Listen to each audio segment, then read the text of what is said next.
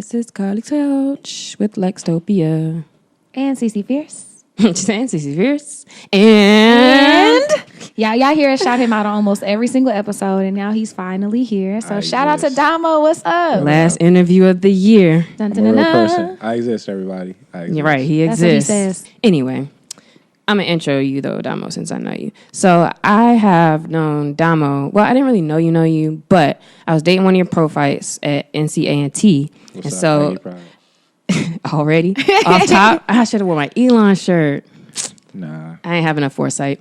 But I loved A&T. That's why I was always over there, obviously. Anyway, when Damo's line came out, I kind of knew who they were just because of my boyfriend at the time.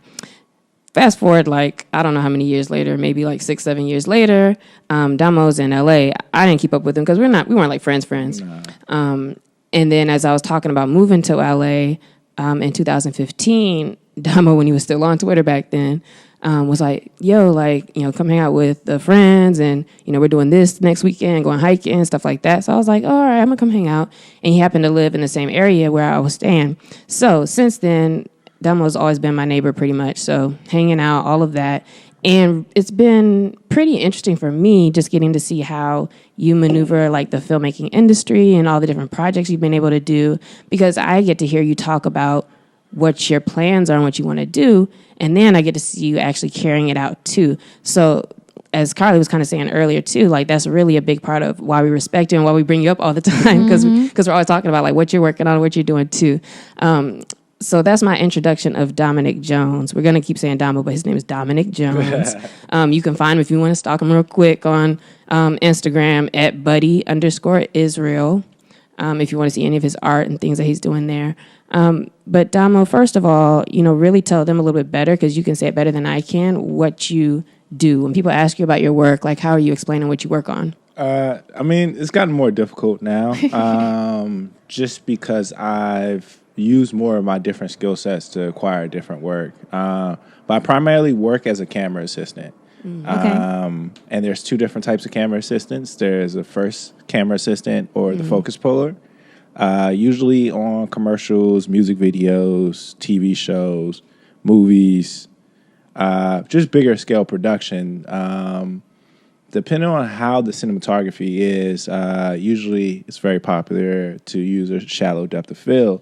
So what that means, you already get technical. I'm just throwing it out there. So what that means is you actually have to have somebody pull in focus, because the whole shot, the whole space isn't in focus. Yeah. So that person's job is literally to gauge how much distance is between the subject and the camera.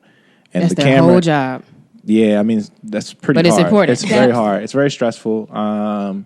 Because the more shallow the depth of field is, the more margin of error increases for you. Where your margin of error is like 95%. Right.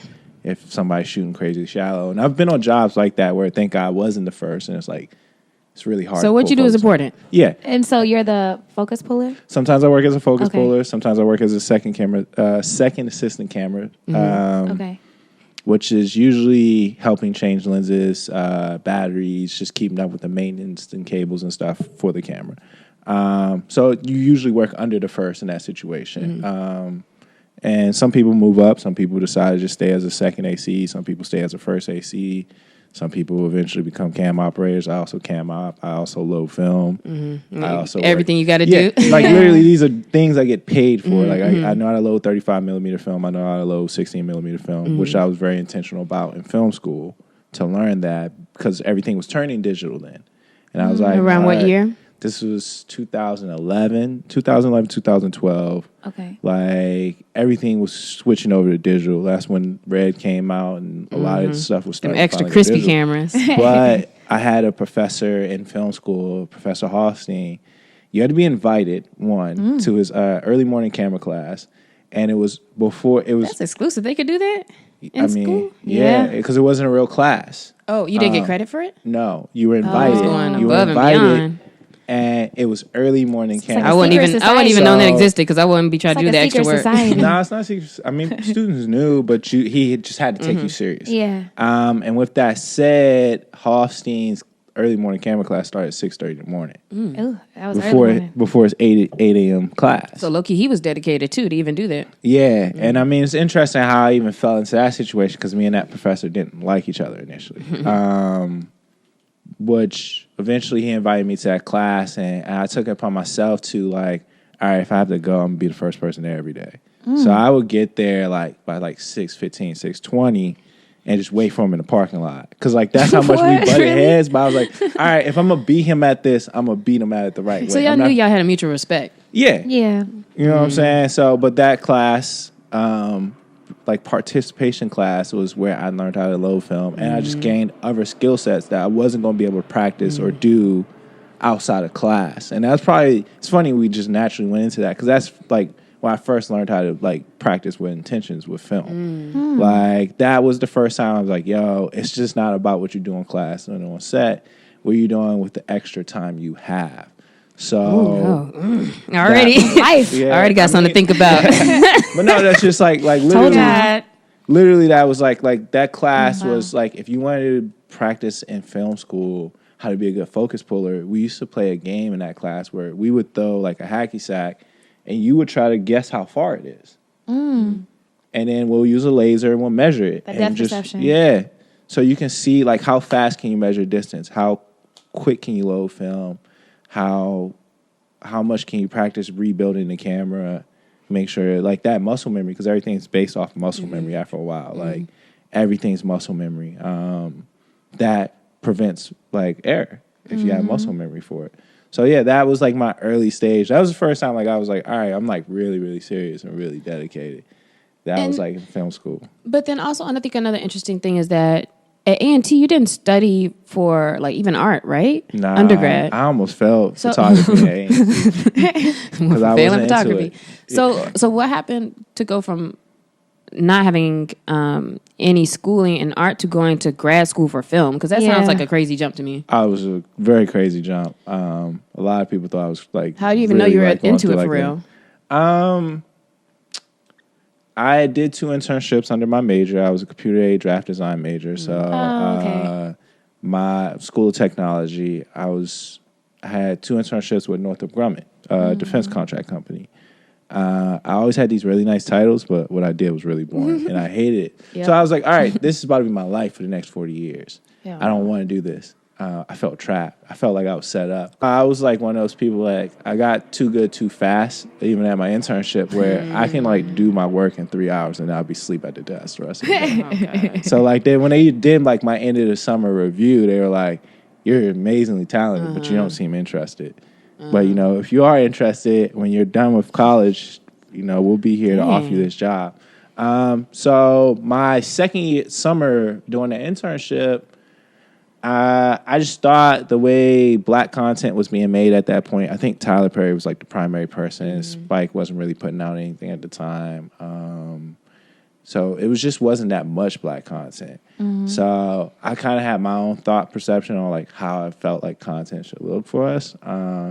So like one of my close friends, my friend James Rogers, I probably like name drop a lot of my friends throughout all Please do. I was talking to him about it. I was like discussing my frustration during that summer, during that internship about TV. Like I was like, yo, there's nothing I can watch. And he's like, why don't you just do something about it? Why don't you make your own stuff? How do you go from being at an internship like that to why don't you do something about it? Well, I mean, I was interested. Did he really mean that? Or was that just like when you're kind of saying something? Yeah, I mean, if you're going to complain about it, try it out. I mean, because you're sitting there talking trash about what other people are doing. You don't know what it even goes into it to make it. But that's what I'm saying. If you don't have any idea of the technicalities, still, I wouldn't. I mean, well, then that's the next step. You know, one of the greatest philosophies of what a mastermind is not the person that knows what they're doing, but they're going to seek all the people that do. Yeah. Okay. So at A&T, I was like, all right, I was in student government. I was in Alpha. I was pretty active throughout the campus. So I knew through my network I could find the people I needed to make my first like film project. And at first I thought I wanted to be a director. I wrote a script. We shot it. My boy Rob Hill shot it for me as my DP, and he was my editor. And then from there, like, it was terrible. It's a terrible. What's the name of it? Where can we find it? Nah, it doesn't it's not up nowhere. Don't worry about it. Don't worry about it. But me and Rob started Rare Jones. after that. Like that was like our little production name, and we just What started Jones? Rare Jones. Rare Jones Productions. Oh, that's cool. And then I had my line brother. Hold on, y'all made one video and then y'all said Rare Jones Productions. And he said it was terrible. That's I'm with it. Y'all saw the vision. Yeah, even but they if- were like, "What's the name?" Because I mean, when we were done with the short, he was like, you got to like put it under some type of production. Yeah. Open it, and he had Right. Yeah. his was always Rare Form. And then one day when he edited, he did the drop, and I just saw Rare Jones. I was like, "Oh, that's hot. That's Like, fire. hard. No, Yeah, that's kind of hard." fire. So then we added my line brother Johnny because I was like, as much as I have these ideas, I knew how creative Johnny was. So like I've always been a person that gathered people because I'm like, yo, as much as you think you can do a lot on your own, I don't believe in that stuff at all. Because even with like Rat Pack and like you said, fraternity, all that was during college, right? Yeah. Okay. Because at A&T also they have. Well, it wasn't just A&T though.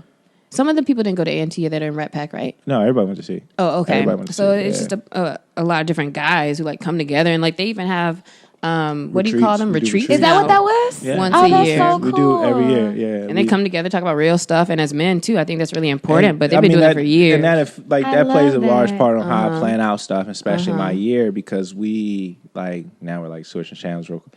We discuss like not only how to look at your year and your personal performance, but we break it up into certain categories that we learn from A&T, the frat, and other things. Because the Rat Pack's a mixture of alphas, kappas, masons, non-Greek, just good brothers. You know what I'm saying? That's awesome.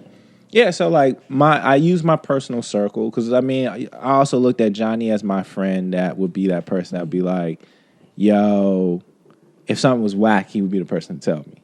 Yeah, it would. You know what I'm saying? You need those people. You gotta have those people. You gotta have those people. They can't let you go out like that. We started doing music videos.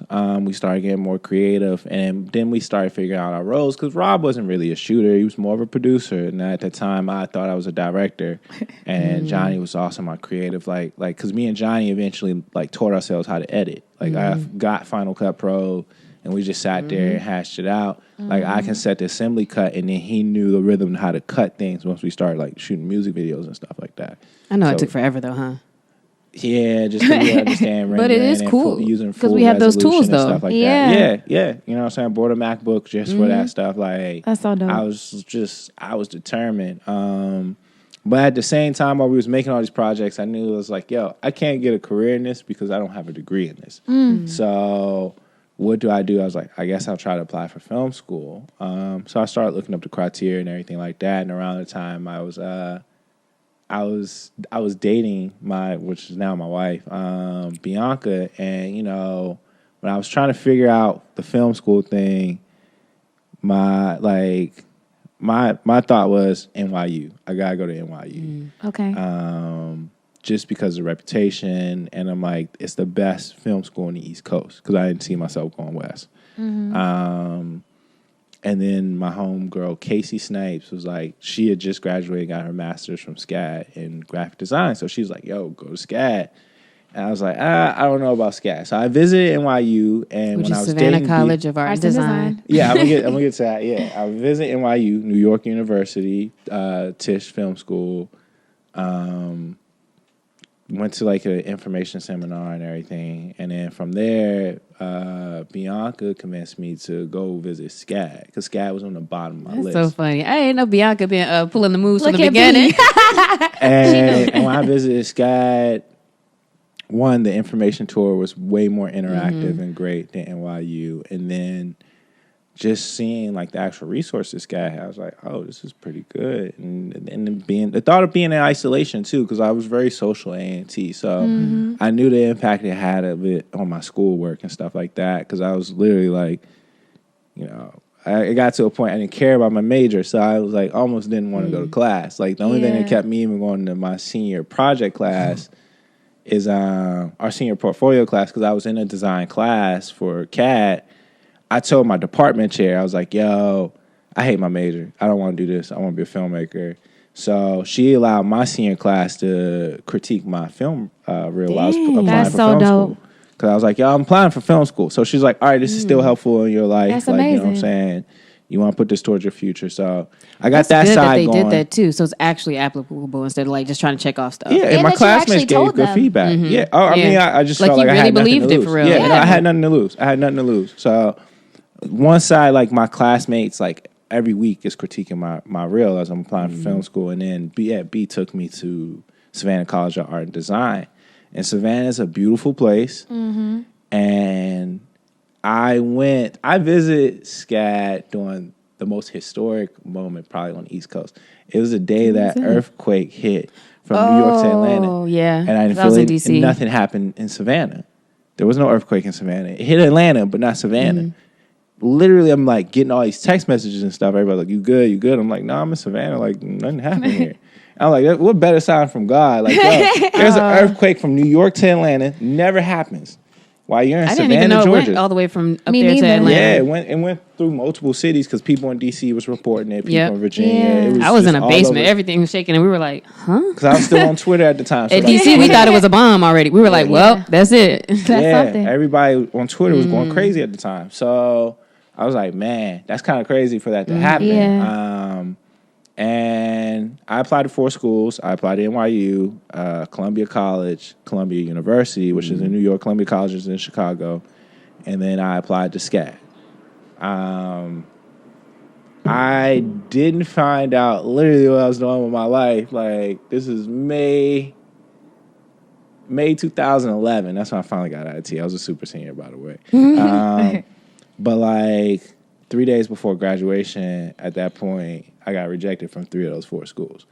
And then like May 4th, I wake up to an email from SCAD, and I'm just like scared to open it because I'm just like, yo, I'm scared listening. I I'm know, like, I already know what happened. I don't have a backup plan. So what am I about to do? Yeah, I that's graduated wild. 3 days. You ain't need one. SCAD accepted me, and I had a minor scholarship. Hey. So because of my reel. Wow. my classmates Hey. that my classmates critiqued me on my reel, gave me some little bit of money. So yeah, I started my way with SCAD, and then so we don't go too deep in the backstory. Once I got to SCAD, I realized I didn't want to direct. I realized, and it was really funny because like literally all my reel, I barely touched my camera. I never used to touch. Oh, so it was a camera. directing reel. Yeah. Okay. But And like after in my film first school, do you week- have to be in a path for which one? Like you have to choose early? Eventually. No, Okay. they give you some time. That's because your intro classes show you What it which looks one like. might What it be really like. does. Yeah. And once I started like realizing what directing was, I was like, I'm kind of not interested in that. And I ended up for my intro class, grad student class, I ended up being a cinematographer for one of the projects. And it was a gay short at that. So it was a culture shock with that because it was like, one, it was like interracial dating situation. 2, on top of that, but just like the director was gay and just my like the convos I had to have to understand while we're shooting it. But I enjoyed the technical stuff. I enjoyed the anxiety of trying to figure out how to light scenes and what I need to do to figure out how to set the camera properly as far as settings and exposure and everything goes. So I enjoyed that stuff enough that like after that project I was like, yo, cinematography. I don't want to direct. I don't want to edit. You're going to be a cinematographer. So you just I knew. started, yeah, from there I started taking like advanced lighting classes. I took cinematography class, digital cinematography class. I took shot design just to like understand what conversations I need to have with a director about why they're picking those shots.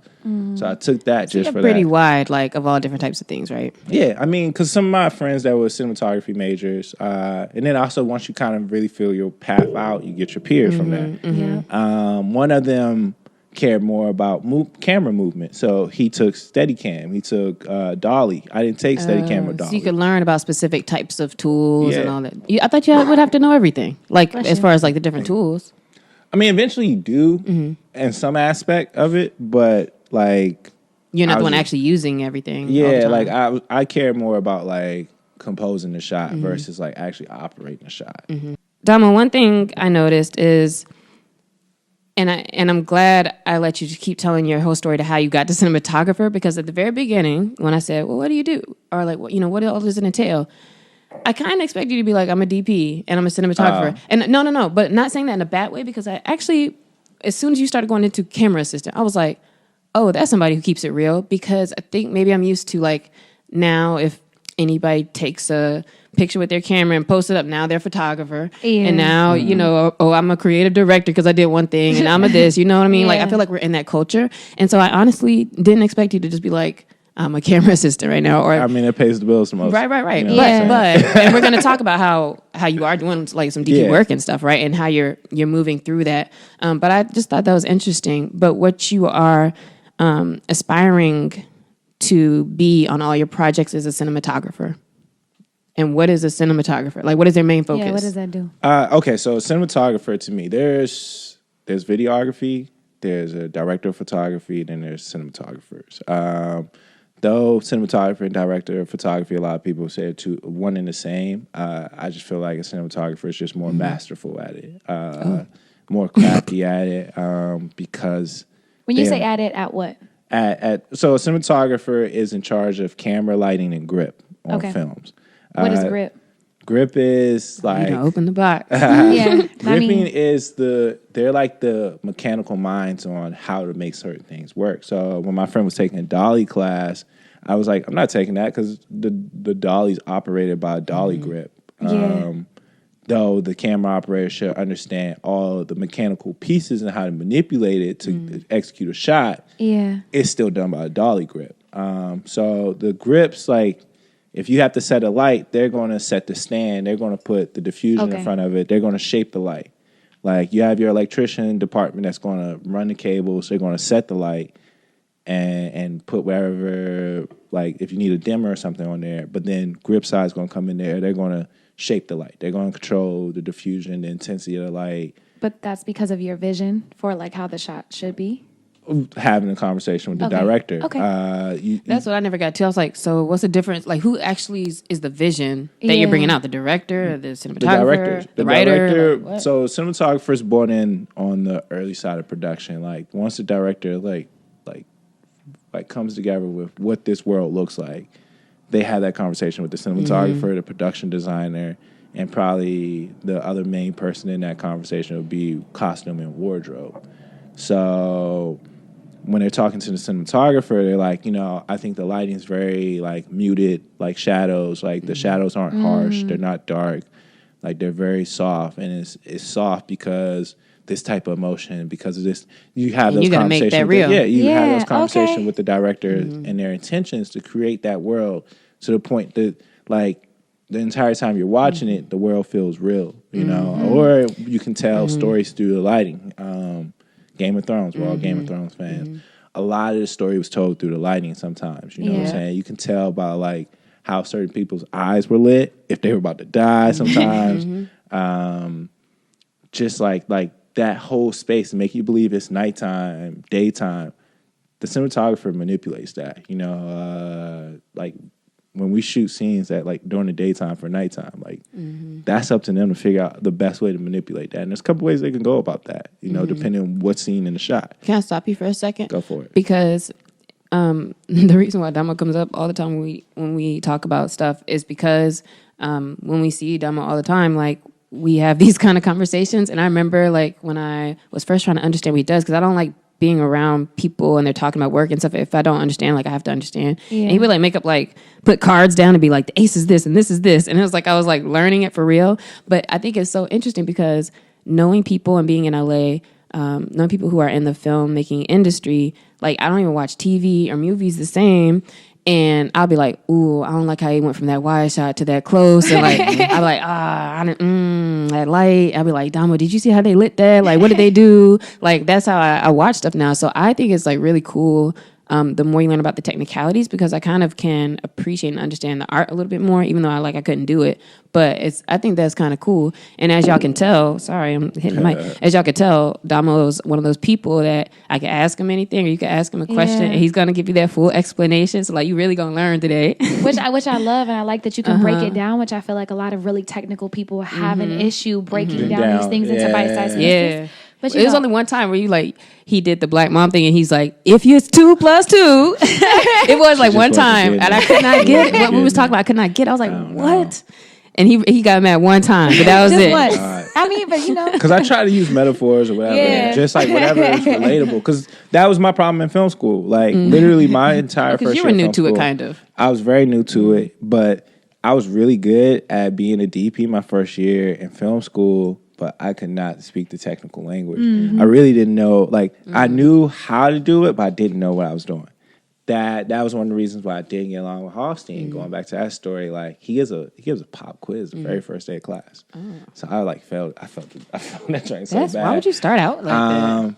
I mean, he exposed you. You know what I'm saying? But that made now I knew that's why I was there for it too. At the same time, like I needed to learn the technical language and even to go. And those are always the teachers you remember. Like every always. time. Oh yeah, that's the only one you've been talking about on this podcast. Exactly. Yeah, Hofstein and Bear Brown was like the main two professors that had a huge impact on me. That's why he has that class at 6:30 in the morning. So does that mean that you have a natural skill or talent, you think, for this? Skills more than talent, just because of like the hours and time that's put into it. Because of how you spent your extra time. Yeah, even now, you know what I'm saying? I do photography in my free time to practice lighting. That's what cinematography is not just camera, it's about lighting. So for me to get better, to have a conversation with my gaffer when I'm the cinematographer on a short film, I got figure out what light. It's like golf. Like what light is going to hit the ball the furthest. Yeah. So what light's going to do that? How am I going to then shape it? What diffusion I might need? Because if I'm playing a guessing game, I'm wasting time. And that's the other side of being a cinematographer is the time side of it. Because production's like, all right, we got to get this shot. And that's why you really have to know. That's why school is important. Because I've asked you that before, too, where I was like, man, YouTube and like, you know what I mean? And there's a lot of people now who pick up cameras, like I said, and they might be good. Yeah. But I was like, well, what do you really need to go to school for? And I guess it's these things. Yeah, man. Like you figure out what light, why, direction of light, what's flattering. I do these things to practice, just so when I'm in that position, especially this year, I've probably shot my most projects since film school this year. It was very easy to have those conversations with my gaffer, no matter who my gaffer was, because also that's the other part that's hard about filmmaking is your personnel can change job for job based off of availability, budget, they pulled money, you in randomly, you know into what I'm something. saying? Yeah. So like, you don't want to disrespect certain guys and like, yo, can you work for $200 a day? Like, no, like I'm not gonna call you. I got another group, but I know what I'm gonna get out of this other group. So being able to speak that language and really know what I'm doing on the fly helps a lot. And then also be able to light through photography open more doors for me cinematography this year, because one of the main people I like for is Liam McCrae, who shoots for Stussy and Antisocial Social Club. When we do the lookbooks, we do photography. So I understand lighting in the sense where I know now, like, like whatever photo he sends me, I know exactly what I need to light it. Like just so if based that's off the reference, then it's like, all right, I know what we do. Because what I look at in the reference is the direction of the highlight, how big the highlight is, where's the shadows coming from, stuff like that. I wish I had something ready so I could test you. But I mean, I believe in you, but throw a hacky sack across the room. So like whenever he sends me he's stuff, gonna play fetch with you. Well, no, the laser, because they measure it. But that's for focus. Like for lighting, lighting, it's just more so about direction, intensity, shape, and everything like that. Like, so I practice that through photography, which I've been able to get paid for. Like, that's why I said do. Like, I gaff for photography, like where I just come in just to light for photographers. So do you consider yourself a freelancer or a contractor? Or Freelancer, freelancer, man. I've been a freelancer for 5 years. 5 years. So, okay, in that 5 years then, now that we have a little bit more idea of what your background with filmmaking is and what you are working towards, throw out like some of the types of projects that you've done. You said Stussy, Antisocial Social for photography. Is there any kind of some notable things or stuff you were on for a long time since you've been here? Projects you were excited about? Yeah. Well, what brought me out to LA was Glee. Through the Emmys Foundation. First job. Just Glee. Yeah, well, I applied. I did. I was selected for a fellowship, cinematography. Usually they pick one person per year for the Emmys Foundation. So the Emmys, which is the TV award club, they have a fellowship program for grad students. I saw that poster because I was the first student every day to meet Mr. Hofstein in the parking lot. And when I would walk him to his office and help him with his bags, That poster was on with his his cubicle. bags. Yeah, it's Yep. a was out respect here. thing. It was a respect thing. Yep. Okay. Like that poster was on his cubicle. I saw that poster every day. And B, at this point now, me and B had been together 2 years at that point. Like B was like harassing me, like, "Yo, you need to find an internship. You need to find an internship." And I landed 2 of them. So I landed one in New York, one in LA. But the one in LA was through the Emmys Foundation. So they usually pick one person per year for cinematography. That year, I was number 1 picked, and the other number 2 pick went to an HBO show. Because they landed 2 cinematographers that was willing to like teach in shadow. So my first career mentor was Joaquin Cedillo, Latin gay dude, cinematographer for Glee. And I even asked him, like, once we got kind of close, I was like, how did I get picked out of everybody? Because like you're competing against everybody in all other film schools. Yeah. I can imagine. And SCAD had never got selected for film. Like any of their film department stuff. Wow. Like we had an animation person that was out here that same year that got selected, but we never got. I was the first person from SCAD to get selected for this. He was popping. So, not yet. But so that Glee was my first intro to the industry. Like that was my first job in the film industry, which I did for like entire season. So 22 episodes. So that you moved to LA for that? I was And only you had a supposed guaranteed 22? No, I was only supposed to be here for 8 weeks. So it was an 8-week fellowship program. Pay you like a $1,000 stipend once every 2 weeks. That's pretty good for out here, too. Well, also, I still had my job back at SCAD because I was working at SCAD as an equipment manager. So by my 5th week on the fellowship, because again, Glee was switching from film to digital. For the first 4 seasons, they shot film, 35 millimeter film. So they're switching to digital. So it was their first year with a DIT and just dealing with that type of imaging and stuff like that. Yeah, like, so being around for the pre-pro and understanding that, like, I was like, yo, if I work hard enough, I will create a void that they don't know even exists, that they need.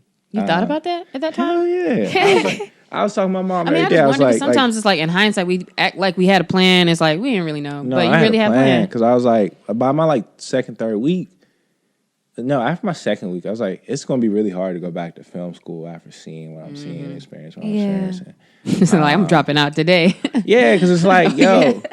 Well, I was just like, yo, I gotta create an opportunity for myself. Yeah. That's how I looked at it.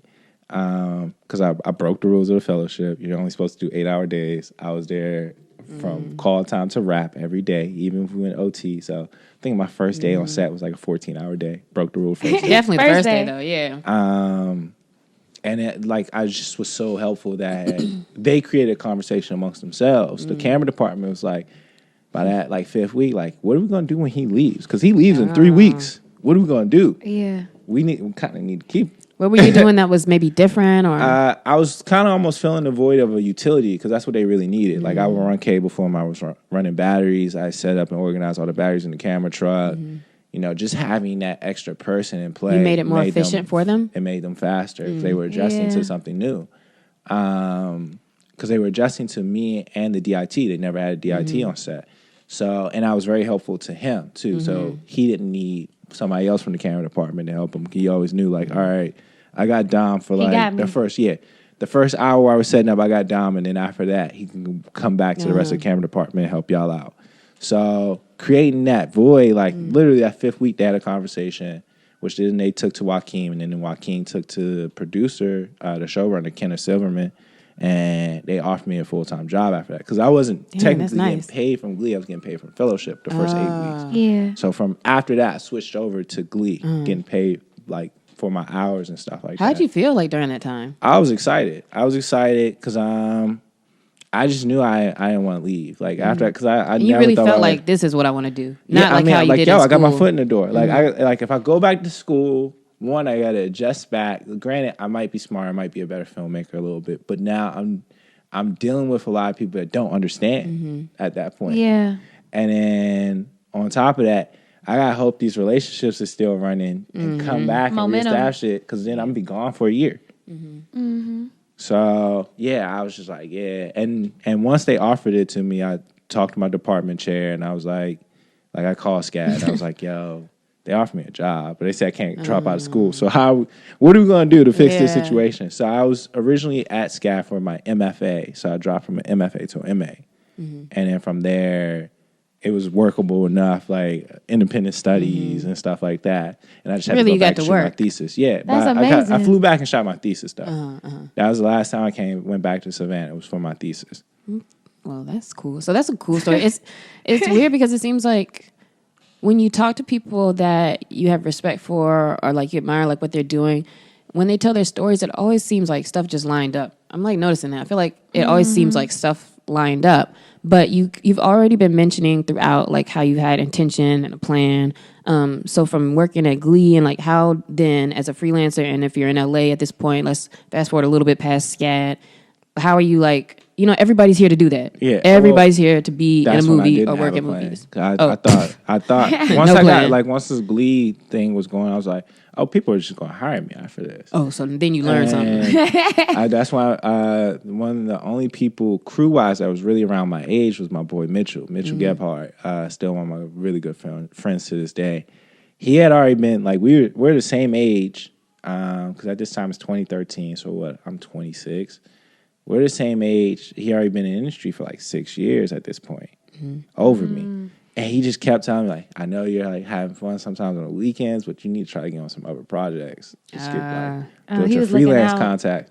And I was like, nah, man, we work 60, 70 hours a week. You felt like Glee is enough. Like we're here all day. So, and yeah, just like it was. But Glee was all you really knew, which is the problem. And I understand like how you have to build those networks to get other jobs, but I wasn't union. So a lot of those people like, yo, I can't bring a camera PA on. Like we look for a camera assistant. You know, you're not a union camera assistant. Because I was trained up enough to like go on and be a camera assistant, but I didn't have union days. So I had to figure that out. So after Glee, I didn't work for like 2-3 months. It was my first time, like 2 months. Okay, I know. So what? That was my first taste of like not being successful. After everything, like so trucking like, along. Yeah, because like I went from 2010 when I shot my first project, all the way up until 2013. Just winning like hard. Oh no, 2014, no flaws. So how'd you turn that around? So no flaws, and then. The same person, Mitchell, he introduced me to his old roommate, Daniil. Daniil's career was kind of on the up and up. He had just finished shooting like ASAP Rocky's Fucking Problems video and stuff like that. But he was also kind of rebuilding his camera department.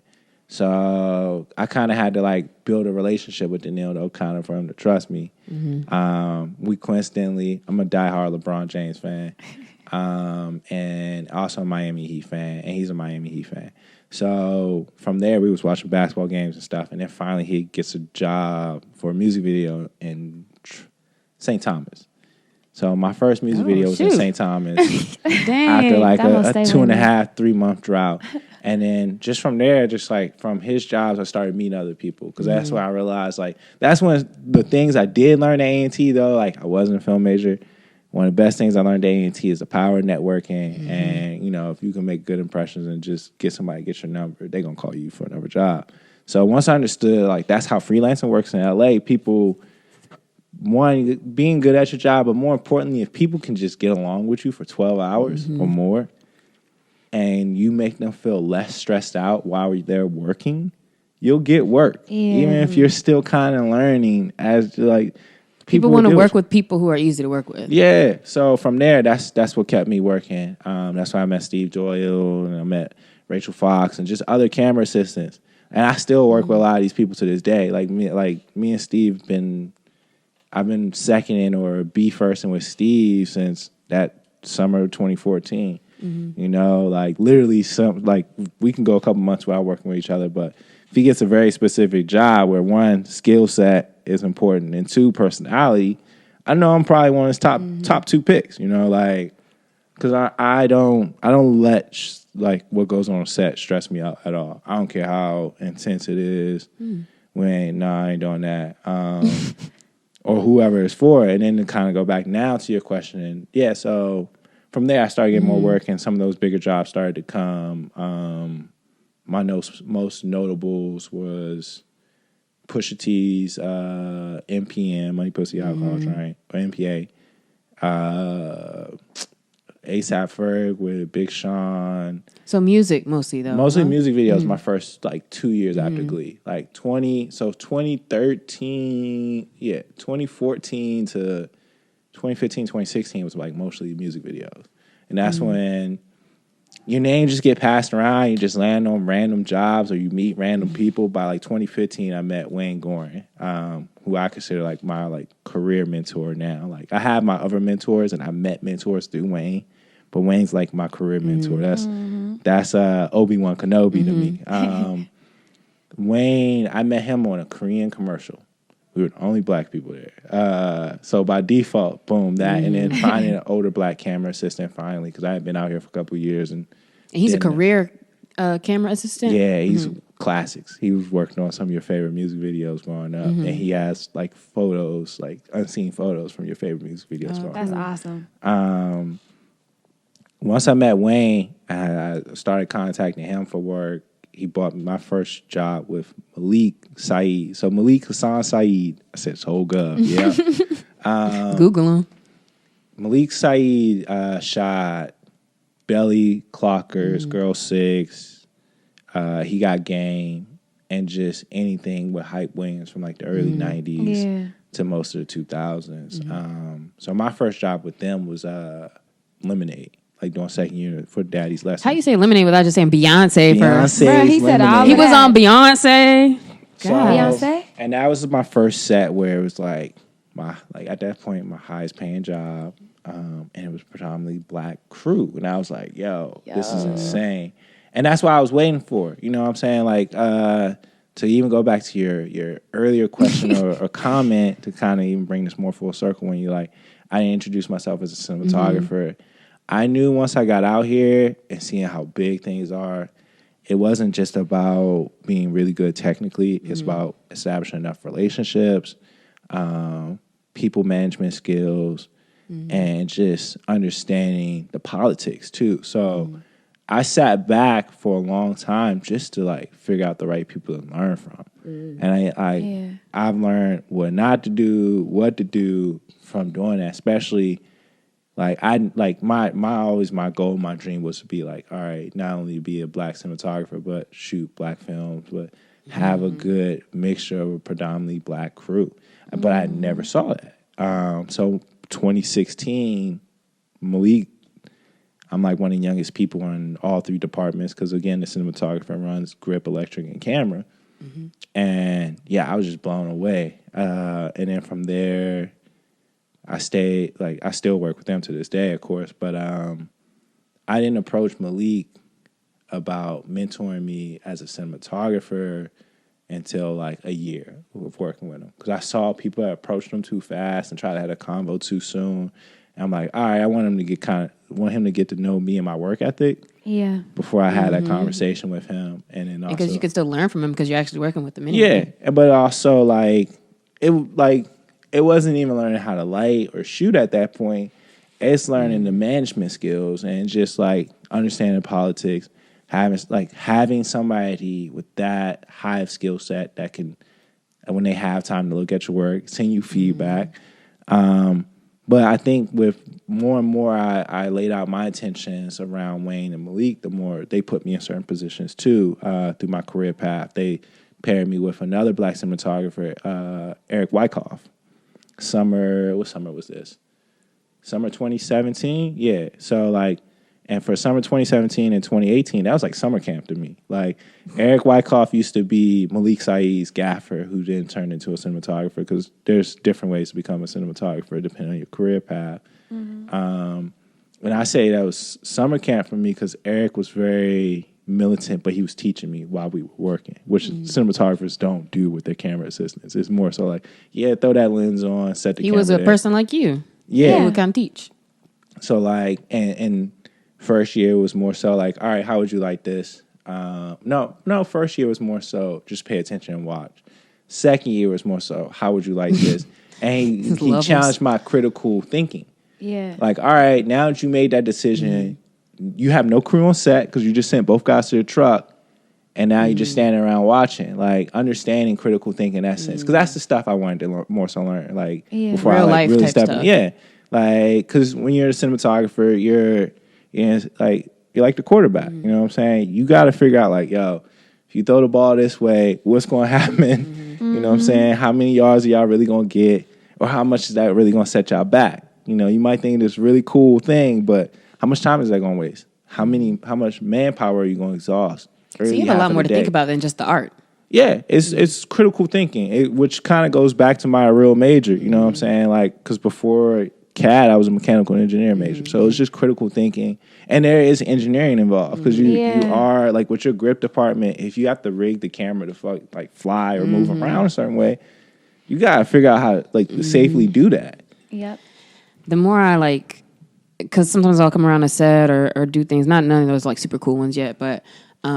It's always like so much stuff everywhere, and it does seem like kind of overwhelming. Have you ever felt like you're on a project where you were like completely overwhelmed? And you don't have to get like all into the details if you don't want to, but no, I've never felt overwhelmed. If anything, it was just I was just working too much and I just burned out. But yeah, never overwhelmed, especially this year because I have been shooting more, and I did my biggest job this year as a cinematographer. I did my first ad, never came out.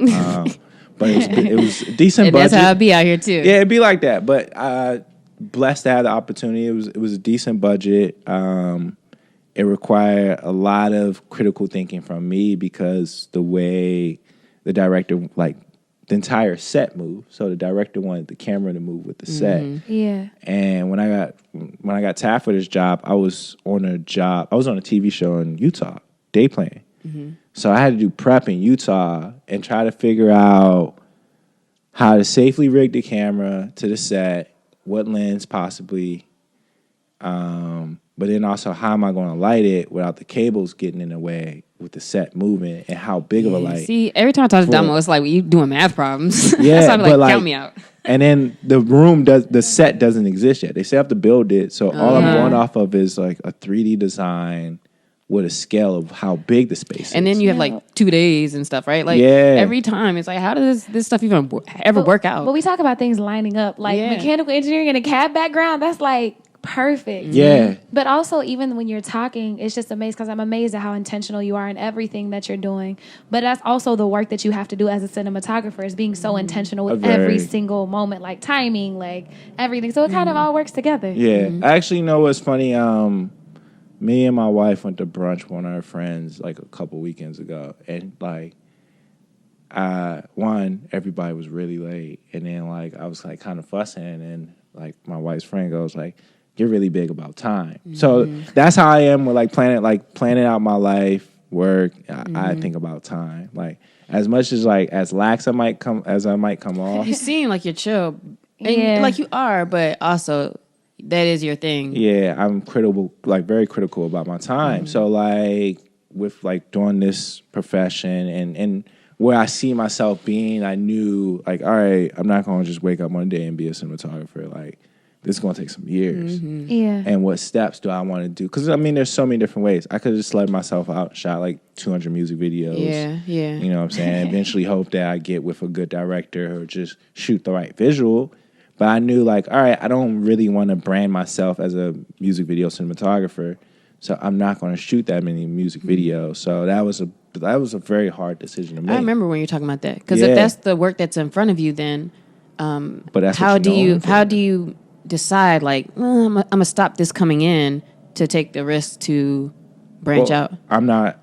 That's not my mainstream income, so that's why it wasn't a hard decision to make. Like I work as a camera assistant, so. I can be more selective about the projects I take on as a cinematographer. Because as I know a DP, I make enough. Yeah, that's really showing what you want to do. Make enough money to pay my bills, do whatever. But like, it's one of those things.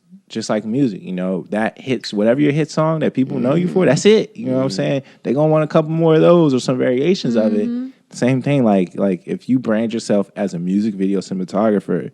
People are mostly going to come to you for music videos. You're not going to get that many short films that can then lead to features or like you've been pretty good about that too, where you could say, "All right, I want to do more of this," and then finding people, huh? Yeah, and that's where I was going to try to lead the convo too. Like so, last year, So, all right, no, I'll go back actually. So after I had my convo with Malik about like, yo, I do want to be a cinematographer, but I haven't shot anything at that point. So this is 2017. I hadn't shot anything since 2014 for real. Anything serious. We did that one Not experiment even your own joint. projects, really? That one joint we did for Locks, just that experimental, just to kind of just.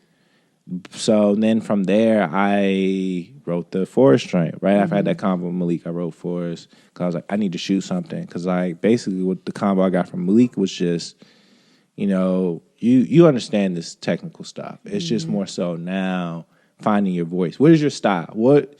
Because then as a cinematographer, why are these people hiring you out of all the other 1,000 dudes or women that also call themselves cinematographers? Yeah. What is it about your style? So from there, I spent summer 2017 just searching for a style, just trying to shoot what I can, which was Forest, and then No More Comics came. What else did I shoot that year? Forest, No More Comics, and then Parallax. One of those music. Oh yeah, with Azure. Yeah, and then from there, nothing else really shook up. But I was like, all right, now I got some type of body of work that I can show somebody else that they might give me another project now. So then 2018 was trying to find those, but then at the same time, I was like, yeah, I just need to make money because I was getting married. So as I got towards the end of 2018, I realized it was like, all right, I'm good where I'm at in my career as far as a camera assistant goes. If I want to change my trajectory as a cinematographer, I need to gain more peers. And I was like, how do I do that? How do I find these people?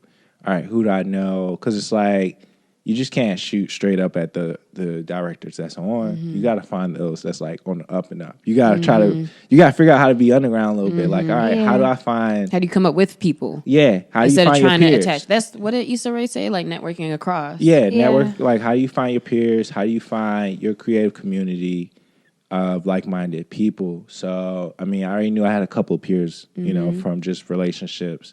So from there, it was just like setting 2019 up to move very, very intentional. I spent the first quarter just establishing relationships, trying to grab tea with certain people. So I'm like, all right, if they meet with me, that's good enough. Because now they're aware. So How do you if get people to meet with you when they're busy and doing stuff? I actually know I find out with free time, but I wait to see if they're even paying attention to me enough for me to set that up. So you have some strategy before you even approach people to Yeah, to I hang mean, out. and then I sent a very long paragraph DM. Like Dang. that's how with Liam. That was at the end of 2018. I expressed to one of my colleagues, I guess the best way to say it, E-Class. E-Class is an amazing.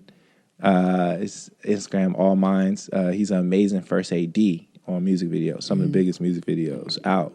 He's usually one of the go-to people to call because he's just his execution of how to get it done. So I understood with his good relationships. I was like, yo, I'm trying to shoot more going into 2019. What directors could you possibly pinpoint me to or connect me with? And then, Straight up asking. yeah, you know what I'm saying? Dang, you're good at that. I don't do that. I'd be too nervous. Why not? Not bro? nervous, but I just they say no, or they just don't reply I don't back. have enough or, you know, time and mental space sometimes to like keep adding new people. I want to be somewhere at a certain point, you know, so I got to figure out how to get there. And because I think we all get fixated on the end of the race and not the actual race. Like, all right, if I can just get to this landmark at this time and speed, then I'll pick up a little bit more pace. And then just like, I just set up like mental landmarks. Yeah. So, and you're remembering them too, because you're like, summer 2015, Yeah. summer 2017, and 18, this happened. Yeah, because I mean, I sit down. And I remember now when you're saying like, yeah, you literally said, I want to have more meetings to establish my style, or I want to do this, or I want to do that. And And then I was making like- time to do it. Yeah, making time and just moving with a lot more attention. Because I mean, also at the end of 2018, I was like, all right, you know, maybe your career is not going to pop in LA as a cinematographer. Maybe you should look into other cities. What directors can you meet in other cities? So New York, you know, I was like, all right, I got to figure out a way to get to New York this year. Like at first I bought a plane ticket and it got canceled because I canceled twice to go to New York because of work. Because it's just like really great work opportunities here in LA. And then finally, one of my contacts I stayed in contact with for years now, my homie Denise Davis, amazing producer. Issa's camp. She's part of Color Creative. Been with Issa Rae since Awkward Black Girl. So of course she produces on Insecure. Like that's one of those people I grab tea with. She hit me and was like, "Yo, I met this dude. He's based in New York, even though he's from Mississippi. You know, I think he's young. He's a young black DP. Like, I think he can learn from you. I want to connect y'all." So, and coincidentally, I have Sam Hicks. He came out here right when I like just canceled my trip to New York. Like the weekend I was supposed to be in New York, he came out here, and I was prepping a job. And he came out prep. We chatted, like really connected, stayed in touch, and he shot a project this year. And he was like, "Yo, I really want to have like somebody I can really trust as a camera assistant. So like, you know, if I take care of your flight, housing, and also still pay you, would you come out here and also pay you?" Absolutely. Okay. Yeah, Absolutely. So that got me to New York the first time. Boom, and then another work opportunity happened. Even though it got canceled, so when I went back to New York that second time, even though that job got canceled, like one of my really good friends, Danielle Hicks, Poochie Collins. I think she's going to be an amazing photographer, like, when it's all said and done. We always talked about collaborating on a project. And I was like, yo, I'm going to be out there. The job is canceled. I got some downtime. So me, her homegirl, Lisa, and her roommate, Elle was the makeup artist. Lisa was the muse. And Danielle shot the photos. I just lit it for her. Did the lighting. So that was a nice collaborative situation. So building like not just trying to touch one artist, but like try to find communities now. So also when I was out there in New York, I grabbed a couple of TVs with a couple of directors. So I'm like, all right, even if they don't have the right project for me right now, they're aware of me now. Yeah. And staying on people's radar. Yeah, staying on people's radar, staying like just like having them be aware of you. Because I mean, even if it doesn't work with them, they might connect you with somebody else. Yeah, like, I know somebody. Yeah, you know what Which I'm has saying? been a big thing. So, like, what's even recently, like, kind of the new folks that you've been working with and the types of things that you've been doing? I mean, this year has closed out kind of in a way I didn't really predict because I thought, like, all right, my goal was very ambitious for 2019. I knew it was ambitious. I was like, yo, I want to DP like 40 projects. I think I did. 40. Yeah, I mean, just in which like we don't even shooting. realize how much goes into That's those. that's a even lot. like a Yeah. photo shoot, like you could plan that for like weeks if you wanted to. Yeah, so I've shot, man, how many projects did I do this year? I don't know. I did a decent amount. It was nowhere near 40 though. I think it was at least 10, maybe. Yeah. But now That's I'm more just than you kind did of last interested year. in situation. Yeah, way more than I did last year. Now I'm kind of weird, like an interesting space where I've built a relationship with a production company. Just recently, it's mainly like doing interview type content, but they're floating the idea of giving me more creative like control to like direct, and that's something I never thought I would do. But I'm like, oh, it's interviews, it's involving music, so that's about to happen soon. But I also still would DP some of those projects. Like if I feel comfortable doing both, I'll do both. So there's that. And then kind of more so now as I'm getting ready for first quarter of 2020, finally gathering all those projects and getting a real cut, like finally doing a reel. I haven't done a reel since 2014. It's scared. That's what I was about It takes a while then, huh? To really create collect- projects you you're gotta collect proud enough enough of, projects. too, Yeah, you to gotta put on there. find good shots. And then I got to sit down and look and just like, all right, what do these things maybe have in common to kind of initiate what is my style? What does my voice look like Have now? you found that? I don't know. I have to kind of revisit. I mean, my voice is black people because all my content is black people, which wasn't like even intentional this year. That's just how it happened. I think I only shot one person and they were Australian when I did second unit for a music video.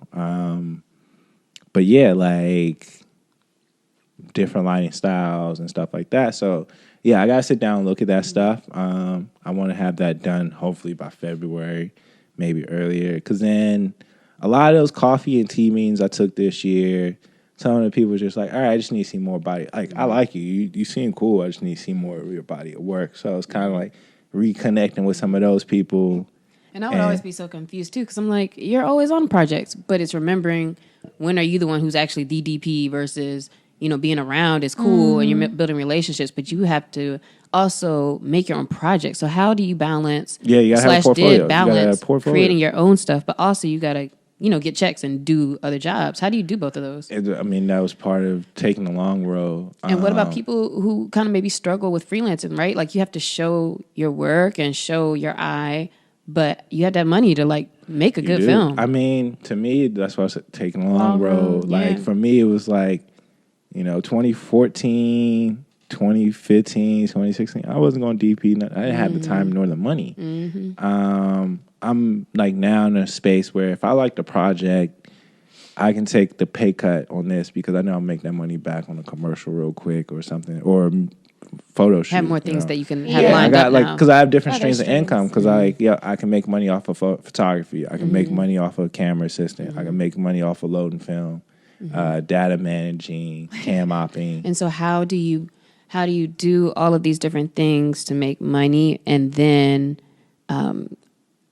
do you just take part of it and say this is what I'm going to focus on more, or like how do you narrow that down into the one thing? As long as I got money in the account, I'm good. That I can, if I'm approached with a project and it doesn't conflict with something that can pay me very well, you can be more picky. Yeah, and then I can be like, all right, well, yeah, those if we shoot on these dates, I can do it. You know what I'm saying? I can black out this weekend; it won't hurt my pockets, and I can shoot this project for free because it's more important to me that I have a crew. I'm not shooting this just and lighting this all by myself. If you want certain shots, then there needs to be a focus puller. I'm not going to try to operate and pull focus a lot of times, like because that diminishes the quality. Road? Yeah, you got to take the long road sometimes. Because I think the microwave process give you microwave results. Like, Will still be a little cold in the middle. No, not even that. You can warm up your food really fast, but you just killed all the nutrients in it. Yep. Also, I swear it doesn't stay as hot either. It doesn't. Yeah, versus like just putting it in the oven and just let it warm back up off the oven. You kind of win multiple ways. Like when you're doing the long road, it's like you're still learning along the way, so you're a little bit more ready for better things. And you're building the relationships along the way. People are seeing you working hard along the way, and like they see your progress. Versus like you trying to like make something real big, and now people are watching you and they're kind of grooming you and helping you too. Yes, people are grooming me, but also not saying yes to just any and everything, just to build up enough, just to have enough body of work to show people that doesn't represent me, doesn't represent things I care about, things I want to do. Yeah, and I know that process is going to take a while. The people I idolize in this field, like the people I look up to, your Malik Saeeds, your Arthur Jaffas, your Bradford Young, especially Bradford. Bradford's killing it right now. Then even those cats that's like my age, but they're not my peers. Your Chase Irvings, your Isaiah Dante Lees, Jomo Frey. Like I'm aware enough to know like the different scale of like black DPs. That's like how good are they? What kind of work they're getting right now? Yeah. And because I was very intentional this year, there's a message group. There's like 22 of us.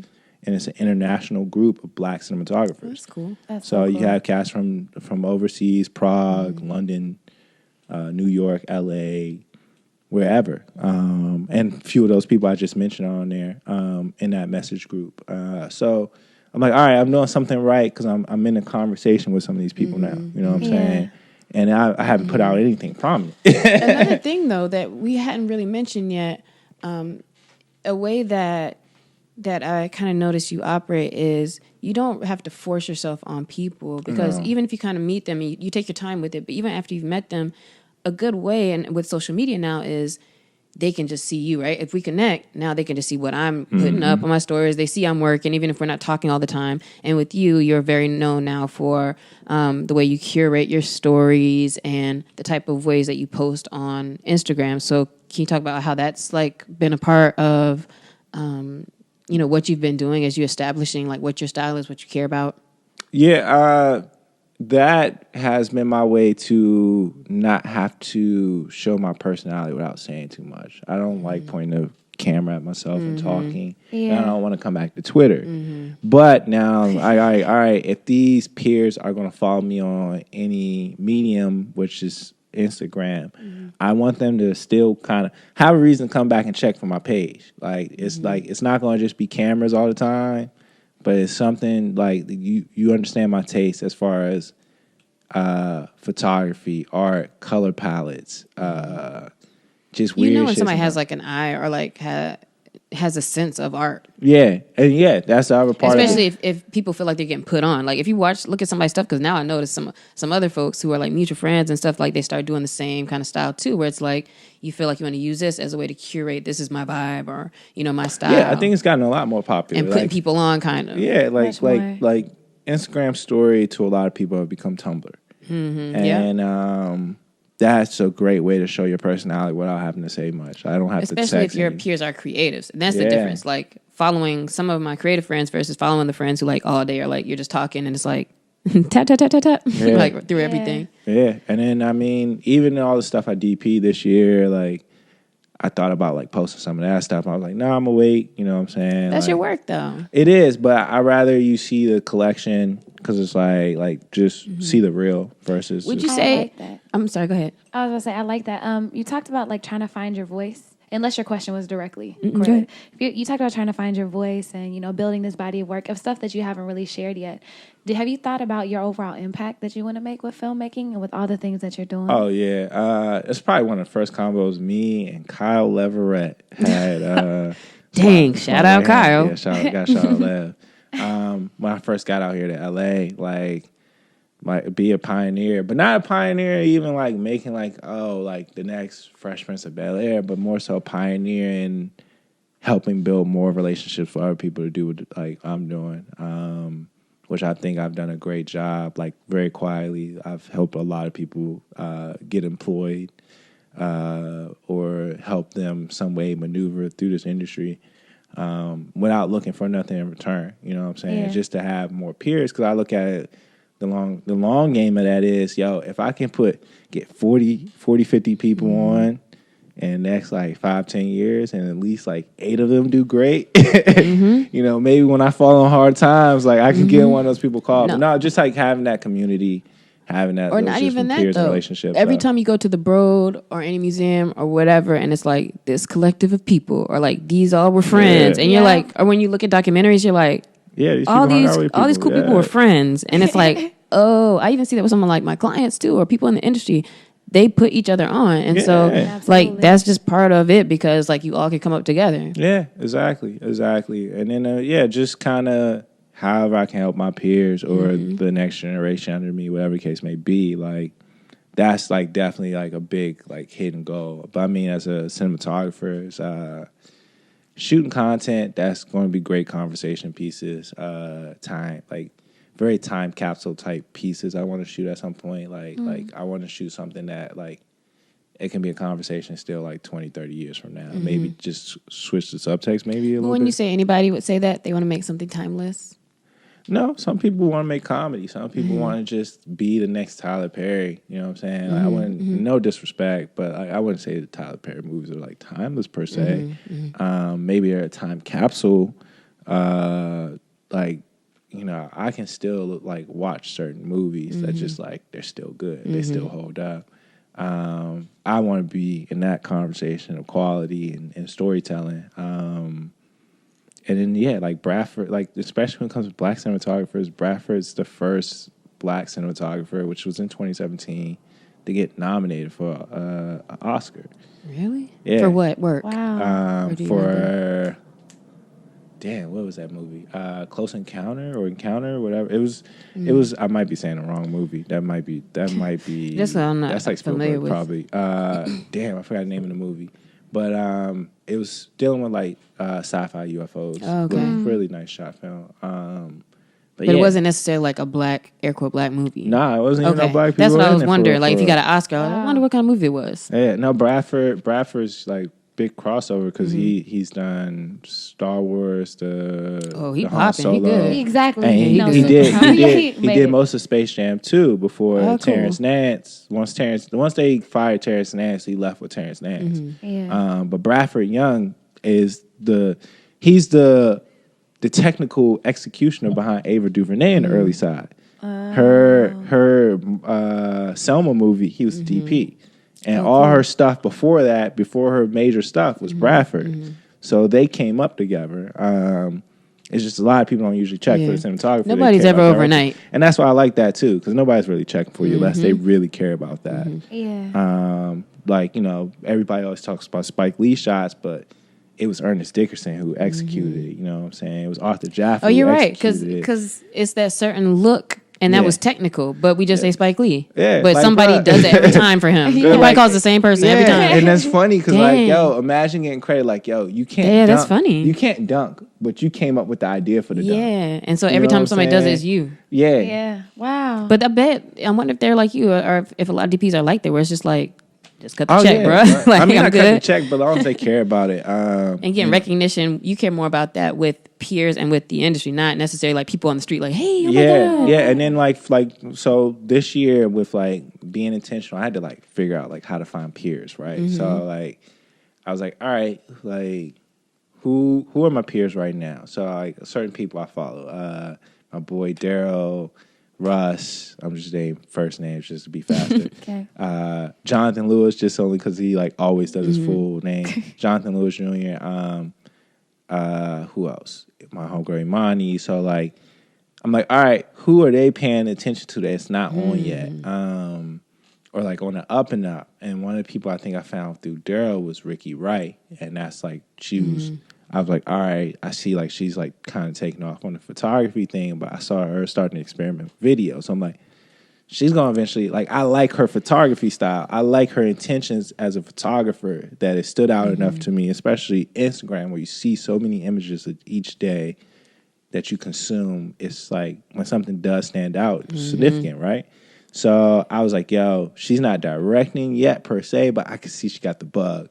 So I'm gonna hit her up because this is somebody I would want to like shoot projects with and experiment with because I like her style, her aesthetic, her voice, because I feel like her voice mirrors some of mine, and then I think combined it would work well together. It would be more cohesive than clash. So that was one of the first people I like DM'd earlier this year. Like we got up, I think I DM'd her like February. And she didn't see it for like 2 months just because she didn't follow me back. Yeah. So some people don't check that, the drain. And when she did, she apologized. And yeah, since then, we've had several teamings.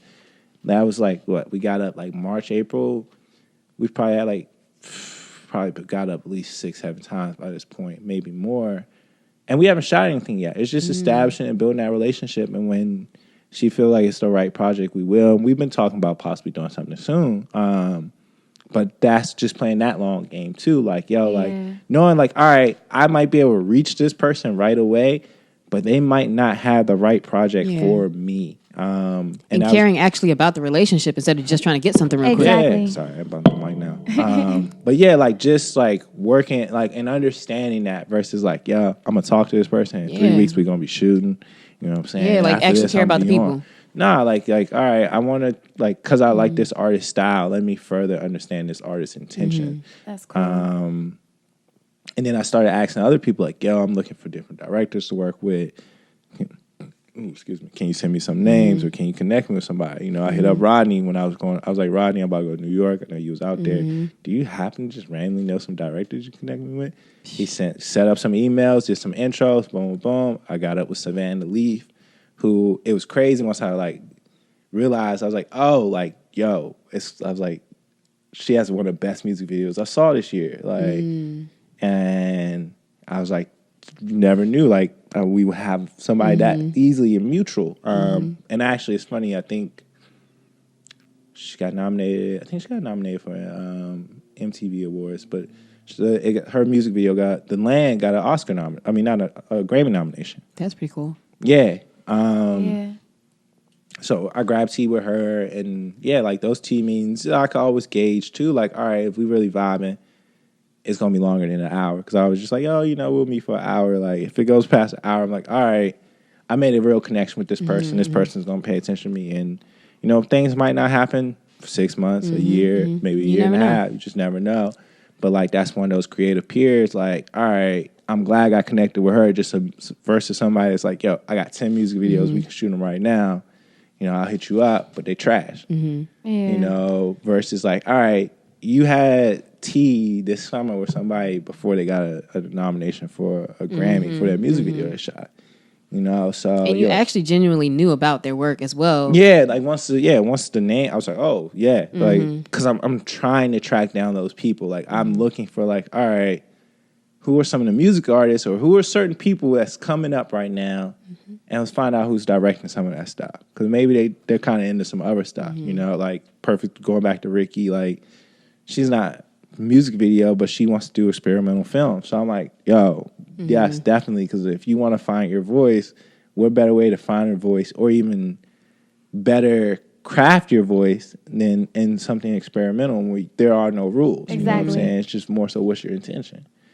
So yeah, it's just like, and then quarterly, I mean monthly, weekly, I go through like, all right, where am I at right now? What should I be doing? How many days can I put towards X, Y, and Z? Oh snap, you know, I know next week I got 2 days off, so who can I grab tea with? Who can I catch up with real quick to discuss, like just share what I've been doing, see what they've been up to, you know, like just stay in people's ears. And like, you know, one of the people I was able to get a meeting with early this year was Darren Craig, amazing music video director. Directed some huge music videos, Rihanna, Drake, Kanye, just name a few. And I'm like, it was kind of a shot in the dark. And I'm like, yo, this dude's directs pretty big shit. I ain't got popping, but So you be out here just like shooting shots. no, I met him, but I worked with him once before. Okay, Worked with him twice, you know what I'm saying? And after the second time I worked with him, it was intimate enough where like he followed me on the gram. So this was like after a year and a half of probably him following me on the gram. That's how you do it. Yeah, and I was like finally like, yo, you know, would you be down to grab tea? You know, just see where it goes. You know, I'm like, all right, worst case, he either say no, or we grab a meeting.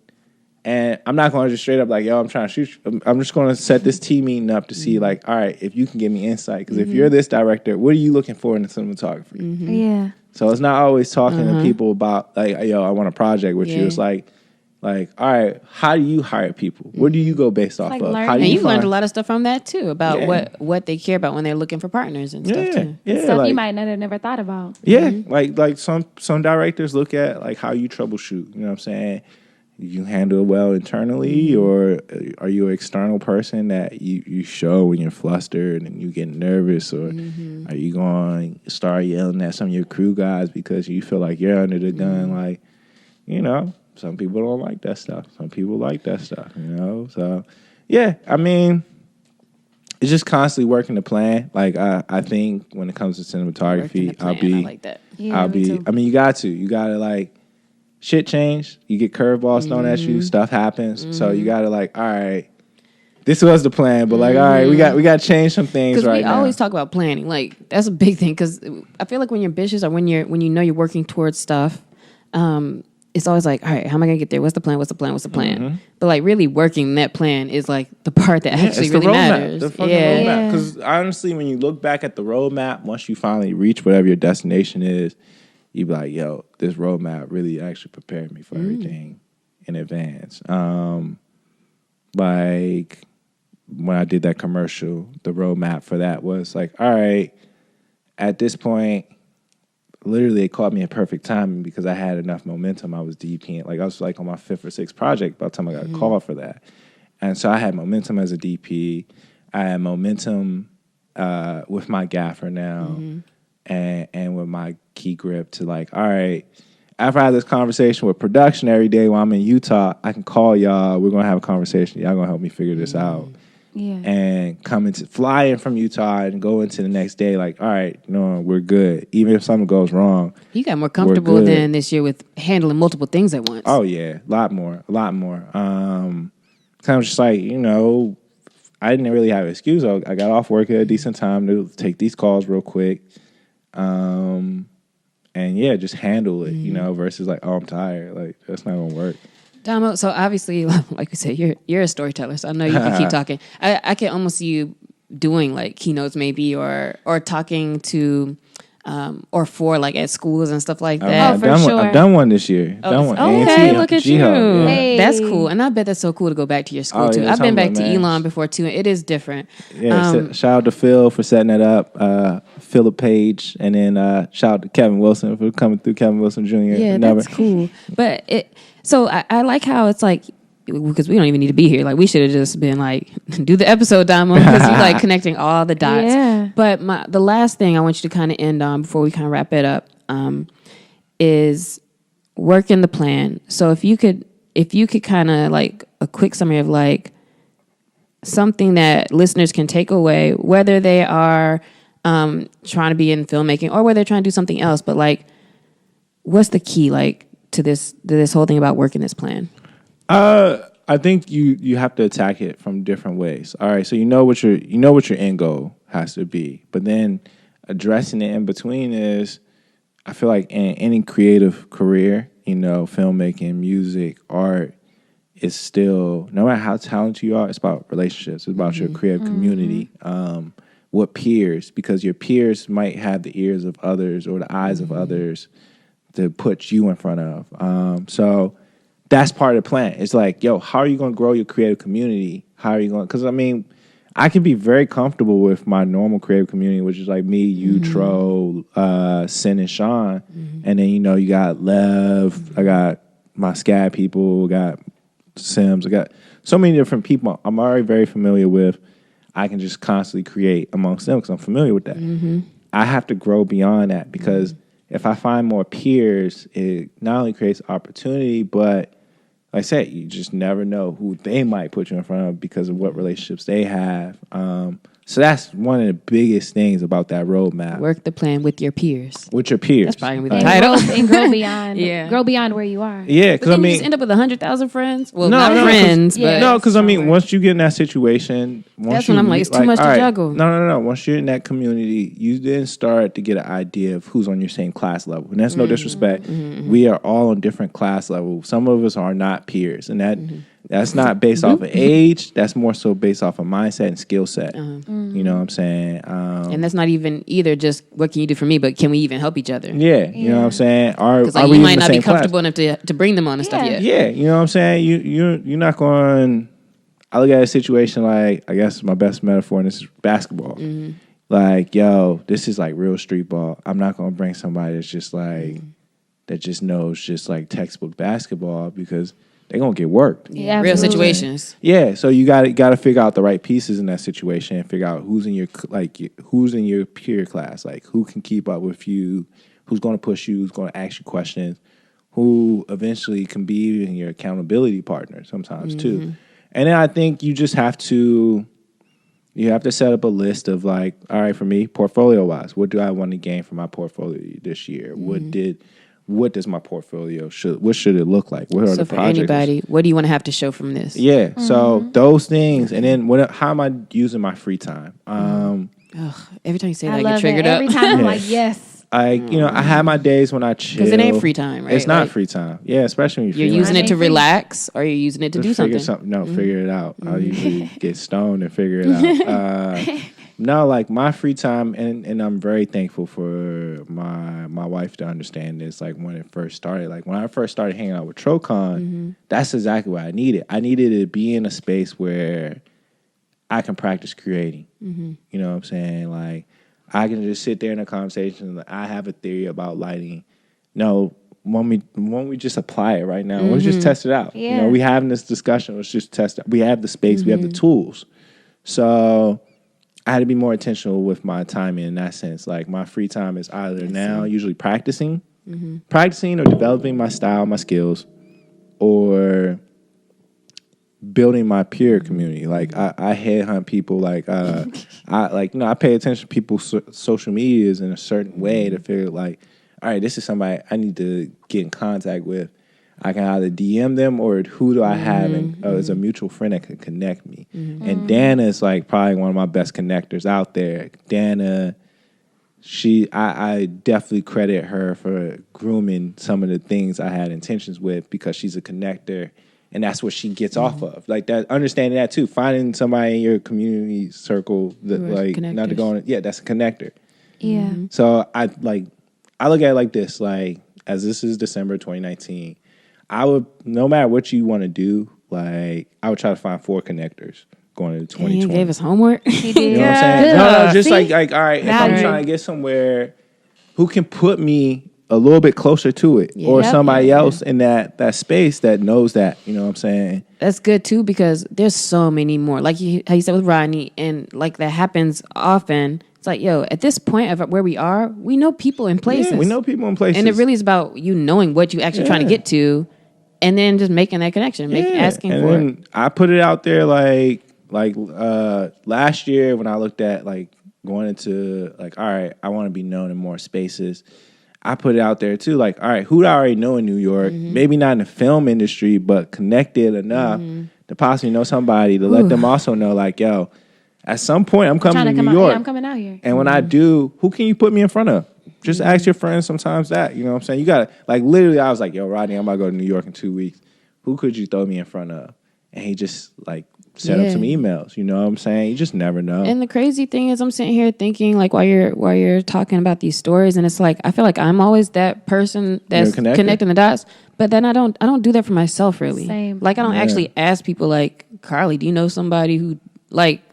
You have 10 clients, like people, you know what I mean, and like the same. But we always think of for each other too, right? Like if someone comes up and like, oh, Damo could do this, oh, Carlie could do this, like, Lex. So we do that. But I really don't try to connect for myself, really. And I think for me though, I'm still back in the clarity part where I'm like, oh, okay, really knowing like what my intentions are a little bit more. Person. Yeah. Yeah. I mean, I don't want to waste people's time. Yeah, don't do it until you know your intentions with that person, and just like, all right, how am I going to shift that? That's combo? good. I'm gonna learn something. And then I say lastly, like, I take a lot of random notes. Like, I write random notes to myself on my phone. I do. Yeah, we all do. I got too many notes this now. This year with a journal, I fell off with the journal. Sometimes audio notes.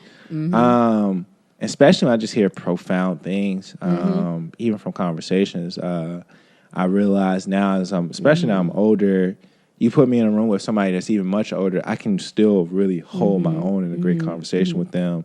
Because, like, working with King. Yeah, working with King. Shout out to Paris and Amber, amazing music artists. Like being around, what year was it? I want to say 2017. I was with Arthur Jaffa, and to me, that's my mentor's mentor. That's Malik Saeed's. That's one of his. Damn, you're like a great mentee, like of these people now. I mean, there's a couple other cats that move in that space, so that's also finding your peers. Like who's Ava DuVernay's mentees? You know what I'm saying? Like. Who's Spike's mentees? You know what I'm saying? I know those people now. You know what I'm saying? Like, so I'm looking at the next generation. Yeah, don't even worry about the top people. Yeah, no. Like, I know Kevin. I know Kevin Wilson Jr. is one of Spike's mentees. You know what I'm saying? He went to NYU. Like, Kevin's Oscar nominated. You know what I'm saying? Off his short film. So I know how close he stays to Spike. I know he's like the next in that situation. I know what's her real name? Shooter. Damn, I'm drawing a blank with Sierra. Sierra's one of Ava DuVernay's mentees. I was searching, like, I know that's one of Ava's go-to young people right now. I'm paying attention because I'm like, all right, eventually we gonna work together. You know what I'm saying? Yeah, like, absolutely. I'm just gonna wait on it. So it's also headhunting. Like, yo, who are these people I really need to meet? Not the top dogs, but the in between. Like, I'm not a capo, so I'm not going to try to talk to another capo. Like, you know what I'm saying? Like I'm not in that status yet, so I'm going to try to talk to somebody that's in my status. Like, yo, all right, you're with such and such, you're mentoring by such and such. All right, cool. Well, you know, I'm over here doing this. So yeah. And then they see you being busy too, so it's not even like you're just like, that's the worst when people reach out a lot, but it's like you look at their stuff and it's like, you're not really doing nothing. Yeah, like I don't know what to tell you. So that was a great summary of, I think it ended up being maybe 4 or 5 points. But those are all really good, and I'm like, dang, I need he gave us all homework, so I'm gonna give it to y'all too. Come on, bro. Yeah, no, you but it was funny. I was thinking of somebody to connect you with when we were talking. I was like, man, I know like 2 people I need to send your way. Yeah, man. Like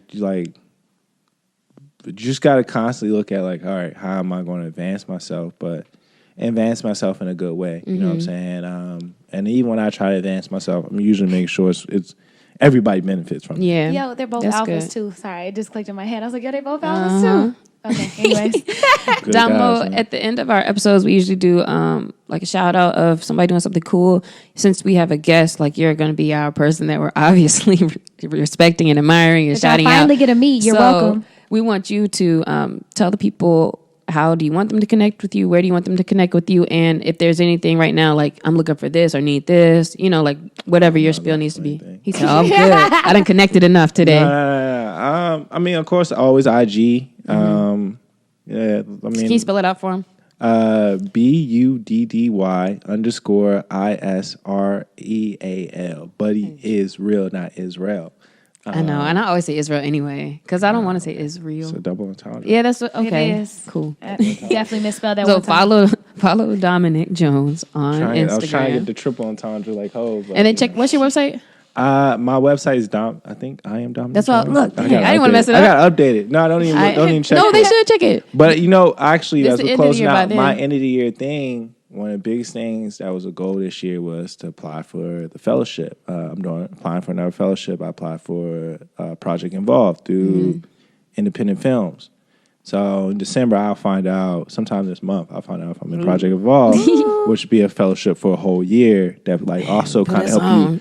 It kind of helps you slingshot. Because I sat down with some of my peers also. And I was like, "Yo, I want to be here by this time. How do I make that real?" You ask a lot of questions, and you ask a lot of people how they did it. And I guess that's what we do when we're interviewing people, right? Yeah. And that's why you here right now. And that's why I listen to a lot of podcasts. I like listening to what questions, just what's people's stories. Yeah, how and the why. And what makes great people great, like because a lot of times, yes, especially why. If you ask why, yeah, bro, just ask. Because a lot of times it's more than like I did this formula, and it's more about like what kind of person that they are. There's no answer. It's a why. Yeah, it's definitely a why. So like one of my peers was like, "Yo, I feel like the most realistic route for you would be doing this fellowship, so you don't have to go this other route where you got to shoot a dozen short films and hope one of them does great in Sundance. Like this is another way." Because I mean, that's also how I'm finding peers. I'm looking at all the fellowship programs. I'm looking at who's applying, winning. Because I mean, I look at the fellowship programs in the film world. The fellowship programs equivalent to XXL freshman class. So different fellowship programs is like that freshman class because there's a fellowship program for writers. You got ABC/Disney. You got the HBO fellowship program where 1 year is writer, second year is directors. Like AFI has a fellowship, Project Involved. Ava DuVernay has a Ray now, which was once again that one of the mentees I mentioned. Her first year of Array, her mentees in that program. They're sponsored through AT&T. So it's like, finding your peers, because like, all right, like, and I compared the XXL freshman class, because like, at least like, all right, out of those 10 people, maybe 6 of them, their careers are just going to take off after that. Like, boom, they're just going to go in. So, yeah, I pay attention to those things too to watch. You know what I'm saying? I've talked to people past years that have done the fellowship that I'm applying for, like to just get their feedback. All right. So, yeah. Man. Prayers up for that. Well, so I'm glad we got to talk to Dominic before he got even more famous. I'm not famous. I'll never be famous. That's going to be the best part. Well, you going to be famous to me. I always be like, that's Domo. Same. Question of the week, which nobody knows what it is.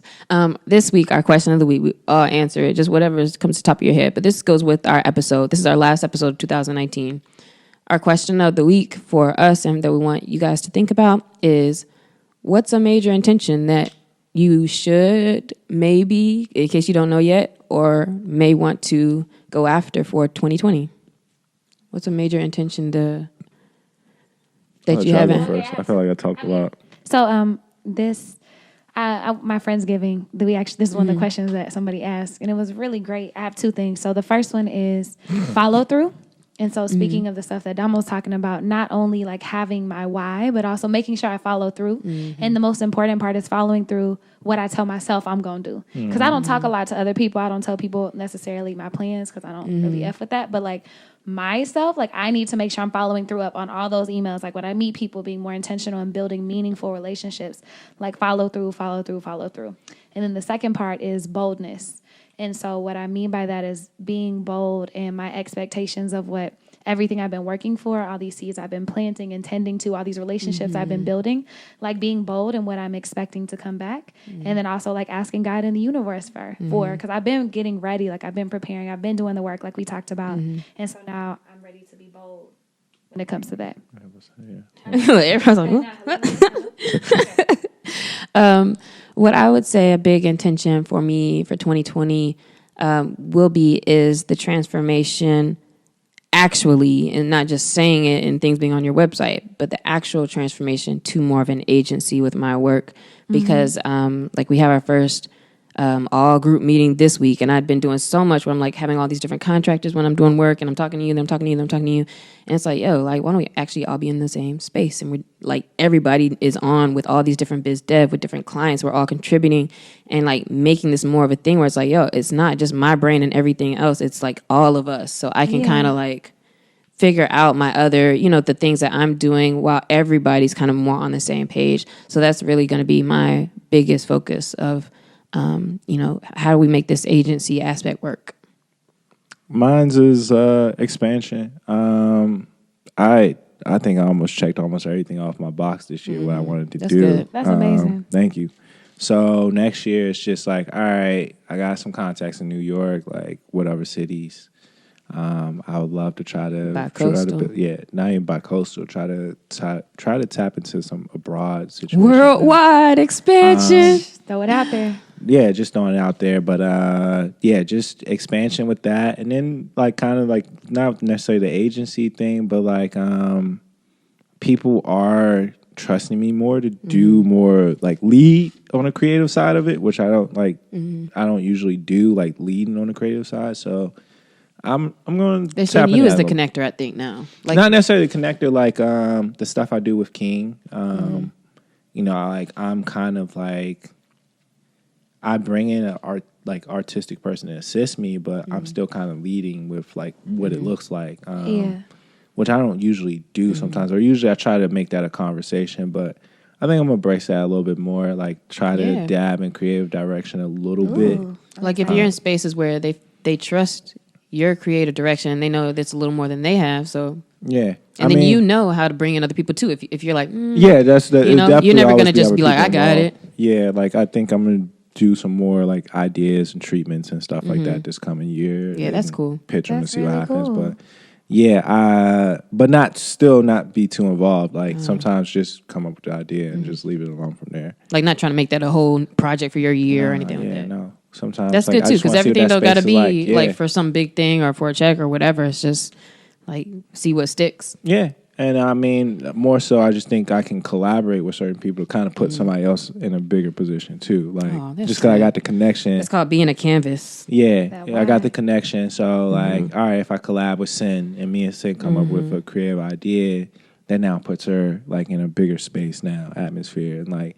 Just because I think one of the biggest things I learned about myself, and I'll close out with this. The biggest thing I learned about myself this year is that I'm a great collaborator. I can work with people no matter what capacity they need me to work in. Because I can remove my ego to work in whatever capacity I'm needed. Like, yo, you just calling me just to swing a light. Okay, I'll move the lights for you. That's cool. Like, I won't say anything creative because I see you got an idea going. You know what I'm saying? Or you just need me there to like help you with the camera situation. Just say cameras. That's cool. You know what I'm saying? So I can collaborate. I know when to take a step back. I know when to like listen to my friends and my peers, my creative peers, when we collaborate on stuff. And a lot of times when I even do my photography, I bring somebody else in to kind of help me out. Like I'm just not doing this by myself. So that's you're actually about getting a certain level of quality and things done more than it being like my name is that's on all this. me. That's all me. Player did everything. Nah. That's good lessons. I think it's a lot of good lessons in this, and it's so funny, Damo, because I talk to you every day. I see you like every other day, but even still talking to you now, like talking to your friends, we gotta do that more often. We do, because I be learning. I be trying to have these deep combos. Y'all be getting mad at me when I ask them. I know. Shit. And now it's like, we got to like pay attention now. Now I'm like, I wish I had wrote a couple things down, but I got the audio. You saw us over here typing down notes. Right. And now I'm like, yo, what's your quarter looking like? All right, that's what you do with your free time. So it won't be a 2-hour episode. Somebody it's about to get edited out. It's about to get edited. We got to say goodbye. Click the link and be like, oh my God, 2 hours. So if you're trying to check out, Damo on Instagram, buddy_Israel. Israel or Israel, whatever. I'm trying to say like from Maryland. I saw that. Shout out Maryland. Thank you, Damo, for being on the show, man. We appreciate you. No, thank you for having me. Seriously. It's gonna be cool, like talking to you then in another 10, 15 years, and you could be like getting your award on the stage. You're gonna be like, yeah. She said 10 to 15. I'm thinking 5. Because like not only do I get shout outs on the show, it usually like it's like part of the video promo clip too. Like, I'm like, damn, I get prime time. Like, it's not even like because we be making good points, bringing you up too. That's why I'm like, dang it. No, but now y'all see why. Y'all see why, man. And follow Damo. Pay attention to what he's doing, man. Yep. Thank you again. Thank you guys for listening. And peace.